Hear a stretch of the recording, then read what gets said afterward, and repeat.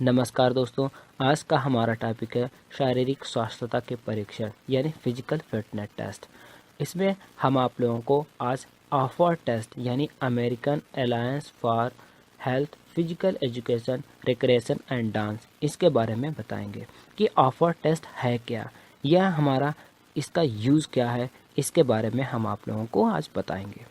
Offer test इसका सबसे पुराना नाम या यूं कहें तो इसका पहला नाम association for the advancement of physical education था, जिसका उदय अमेरिका में हुआ था। सामान्य जनसंख्या के शारीरिक स्वास्थ्यता या शारीरिक स्वास्थ्यता के दृष्टिकोण को देखते हुए 1903 में इसका नाम बदलकर अमेरिकन फिजिकल एजुकेशन एसोसिएशन रखा गया। 1937 में अमेरिकन फिजिकल एजुकेशन एसोसिएशन संस्था में स्वास्थ्य यानी हेल्थ को भी जोड़ दिया गया, तो इसका नाम बदलकर आफे यानी American association for health and physical education रख दिया गया। एक साल बाद यानी 1938 में मनोरंजन यानी रिक्रेशन के बढ़ते हुए रुझान को देखते हुए इसमें रिक्रेशन को भी शामिल कर दिया गया, तो इसका नाम बदलकर American association for health physical education and recreation हो गया। 1958 में पॉल हेंसिकर की अध्यक्षता वाली कमेटी ने इस संस्था में गामक स्वास्थ्यता के कारकों यानी मोटर फिटनेस कंपोनेंट्स को ध्यान में रखते हुए ऑफर यूथ फिटनेस टेस्ट बनाया। इस टेस्ट में 7 टेस्ट बैटरीज यानी 7 टेस्ट आइटम को शामिल किया गया। ये 7 टेस्ट बैटरीज गामक स्वास्थ्यता के कारक यानी मोटर फिटनेस कंपोनेंट्स को मापने में सहायता प्रदान करते हैं। यह 7 टेस्ट परीक्षण यानी 7 टेस्ट आइटम निम्नलिखित हैं। नंबर 1 हो गया pullups for boys, flexed arm hang for girls. Number 2 हो गया स्ट्रेट नी सेटअप। नंबर 3 हो गया शटल रन। नंबर 4 हो गया स्टैंडिंग लॉन्ग जंप। नंबर 5 हो गया soft ball throw for distance. Number 6 हो गया 50 यार्ड डैश और नंबर 7 हो गया 600 यार्ड रन वॉक। इन सभी टेस्ट यानी परीक्षणों के उद्देश्य क्या है, आवश्यक उपकरण और एडमिनिस्ट्रेशन ऑफ टेस्ट यानी प्रशासन परीक्षा स्कोरिंग कैसे की जाती है, इन सब के बारे में 1 बाय 1 डिटेल से डिस्क्राइब करेंगे। नंबर 1 हमारा हो गया पुलअप्स फॉर बॉयज। पहले हम इसके पर्पस के बारे में यानी उद्देश्य के बारे में बताएंगे। इस टेस्ट में खिलाड़ी या स्टूडेंट के आर्म्स यानी भुजा, शोल्डर यानी कंधों की मांसपेशियों की सहनशीलता यानी एंडोरेंस और स्ट्रेंथ यानी ताकत के बारे में मापा जाता है। अब बात आती है इक्विपमेंट की। इसमें ओनली हॉरिजॉन्टल बार की जरूरत पड़ती है। प्रशासन परीक्षण यानी एडमिनिस्ट्रेशन ऑफ टेस्ट ये कैसे किया जाता है, इस परीक्षण को करने के लिए हॉरिजॉन्टल बार की ऊंचाई सबसे लंबे खिलाड़ी या सबसे लंबे लड़के को देखकर निर्धारित की जाती है, जिससे कि वह जब वो लटकता है तब उसके पैर जमीन में न टच हो। इसमें खिलाड़ी या स्टूडेंट को फॉरवर्ड हैंड यानी आगे की ओर हाथ करके लटकना पड़ता है। जब कोच गो बोलता है तो खिलाड़ी अपने शरीर को ऊपर उठाते हुए ठोड़ी को बार के ऊपर तक ले जाएगा। इस दौरान वह पैर को सीधा रखेगा और फिर वह पुनः स्थिति में आ जाएगा यानी पूर्ववत स्थिति यानी नीचे आ जाएगा।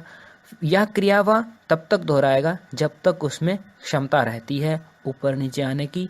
इस क्रिया के दौरान वह जर्क नहीं मारेगा, किक नहीं मारेगा और शरीर को झटके से ऊपर नहीं ले जाएगा। नंबर 4 पॉइंट है स्कोरिंग। इसकी स्कोरिंग कैसे की जाती है, अधिक से अधिक सही पुलअप्स की संख्या उसका स्कोर होगी।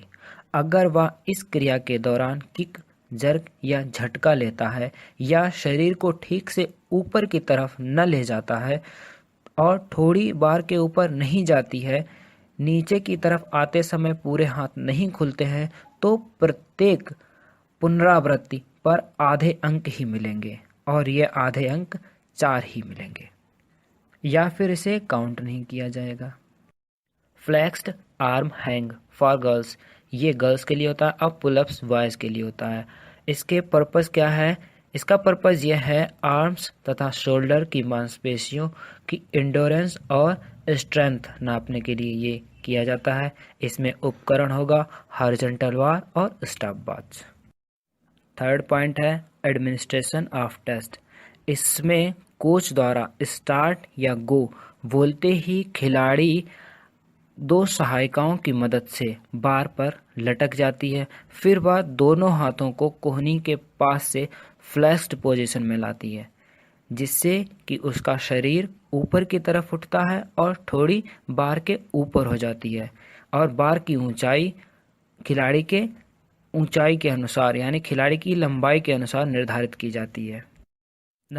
नंबर 4 पॉइंट है स्कोरिंग। इसकी स्कोरिंग कैसे की जाती है? इसमें अधिक से अधिक लटकना इसका स्कोर होता है। इसकी स्कोरिंग जो है सेकंड में गिनी जाती है। स्टॉप वॉच तभी स्टार्ट होती है जब सब्जेक्ट यानी कर्ता या खिलाड़ी बार के ऊपर ठोड़ी निकालता है, तभी उसकी स्टॉप वॉच शुरू होती है और जैसे ही ठोड़ी बार के नीचे होती है तो स्टॉप वॉच रोक दी जाती है। जो समय घड़ी बताती है वही इसका स्कोर होता है। सेकंड पॉइंट है स्ट्रेट नी सिटअप। इसका पर्पस क्या है? एब्डोमिनल और हिप्स की मांसपेशियों की एंडोरेंस नापने के लिए। इक्विपमेंट है मैट। अब आता है एडमिनिस्ट्रेशन ऑफ टेस्ट या टेस्ट कैसे किया जाता है।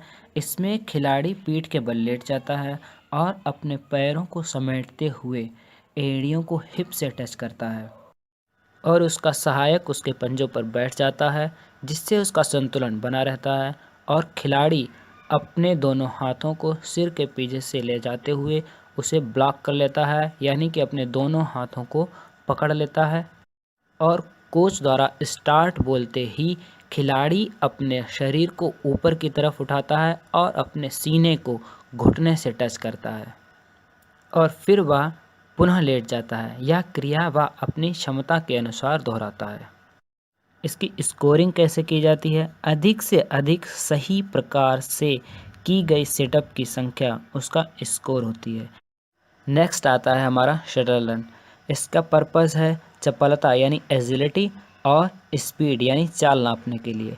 इसमें उपकरण यूज़ होगा लकड़ी के 2 ब्लॉक, जिसकी लंबाई होगी 4 इंच, ऊंचाई होगी 2 इंच और चौड़ाई होगी 2 इंच, चाक पाउडर या चूना तथा स्टॉप वॉच। और टेस्ट एरिया कैसा होगा यानी परीक्षण क्षेत्र। 30 फुट की दूरी पर 2 समांतर रेखाएं खींची जाती हैं, मतलब एक पहली लाइन होगी और दूसरी 30 फुट के बाद दूसरी लाइन खींची जाएगी। उसके पीछे हमारे लकड़ी के 2 ब्लॉक रखे जाएंगे। एडमिनिस्ट्रेशन ऑफ टेस्ट यानी परीक्षण इसका कैसे किया जाएगा? इसमें खिलाड़ी लाइन के पीछे खड़ा रहता है और गो का सिग्नल मिलते ही वह ब्लॉक की तरफ भागता है, जो दूसरी तरफ ब्लॉक रखे होते हैं उनकी तरफ भागता है और एक ब्लॉक उठाकर स्टार्ट लाइन के पीछे रखता है। इसी प्रकार वह फिर दूसरे ब्लॉक की तरफ भागता है, दूसरे ब्लॉक को उठाकर वह फिर स्टार्ट लाइन की तरफ आकर रखता है। इस प्रक्रिया के शुरू से अंत तक लगने वाले समय को नोट किया जाता है।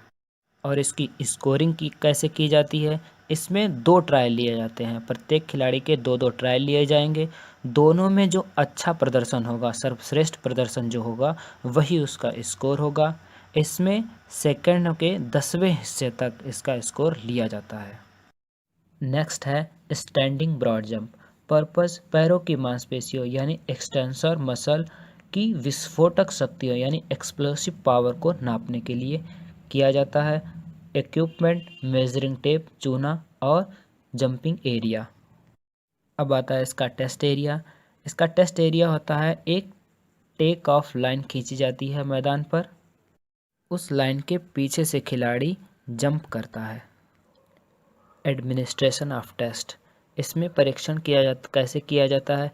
इसमें खिलाड़ी टेक ऑफ लाइन के एकदम पीछे खड़ा होता है और अपने दोनों हाथों को स्विंग करते हुए घुटनों को मोड़कर अधिक से अधिक जंप लगाने की कोशिश करता है और जंप लगाता है। अब इसकी स्कोरिंग कैसे की जाती है? इसकी स्कोरिंग करने के लिए टेक ऑफ लाइन से जब खिलाड़ी कूदता है तो टेक ऑफ लाइन से उसकी मिनिमम दूरी जो जहाँ पे जैसे कूदा है उसकी एड़ी से लगाएंगे। अगर उसका हाथ टच हो गया तो उसकी हाथ से दूरी नापेंगे, वो दूरी ली जाती है। प्रत्येक खिलाड़ी को 3 बार अवसर दिया जाता है, उसका अवसर 3 बार दिया जाता है। जो